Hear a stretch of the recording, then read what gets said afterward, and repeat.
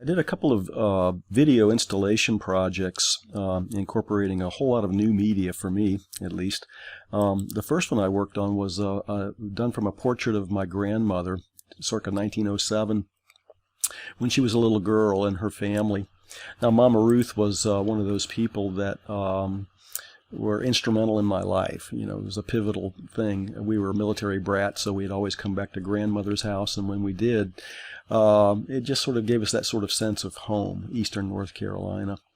And also, she spoiled us rotten, so she was a typical grandmother that always encouraged, and was one of those people that was instrumental in my life in becoming an artist. She made me think that everything that I did was, was great, and that I could actually do this for a living. Mama Ruth had this aura around her whenever she entered a room.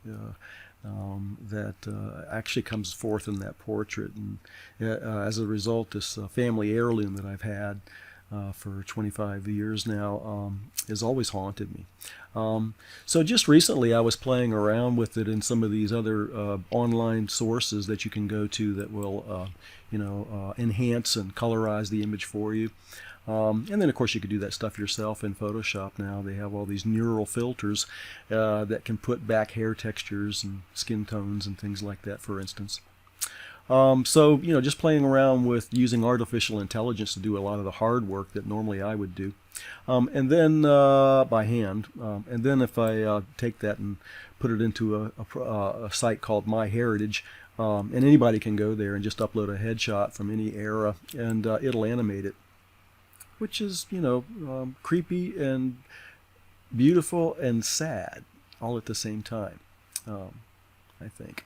So when you look at it, it has that sort of haunting, ghost-like quality already.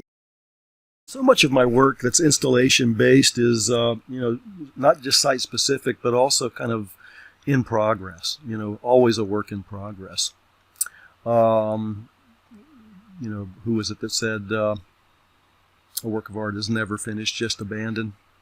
I think my mistake in this piece, though, just in staging it, was that what I was trying to do was, not dim the lights and kind of stage it in a way that made it look like an apparition, more of an apparition, and I didn't think it was very successful in this staging. So what I did was I redid the piece. And I decided that rather than trying to stage it as an apparition, I'd just make it an apparition. And so I took it into After Effects and added some kind of smoke-like, cloud-like textures. And so I'm going to restage this for the next show, which I believe is going to be in the Faculty Biennial. And originally I was going to project it onto a curtain, and I've been working on that a lot, just to have it, again, sort of, maybe even put a fan on it so it just sort of wavered. How to project the image, I think, is, when you lose virtual reality as an option, becomes the real challenge. Here, I think, looking back on it now, is it looks more like kind of hopefully like a hole in the wall, which is what I was kind of thinking about.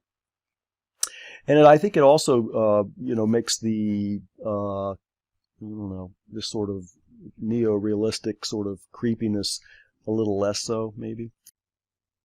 So I think the plan now for me is to stage this with the projector aiming it at the wall, but I want to place it onto a turn-of-the-century Victor talking machine that Mama Ruth had in her house when this photograph was taken.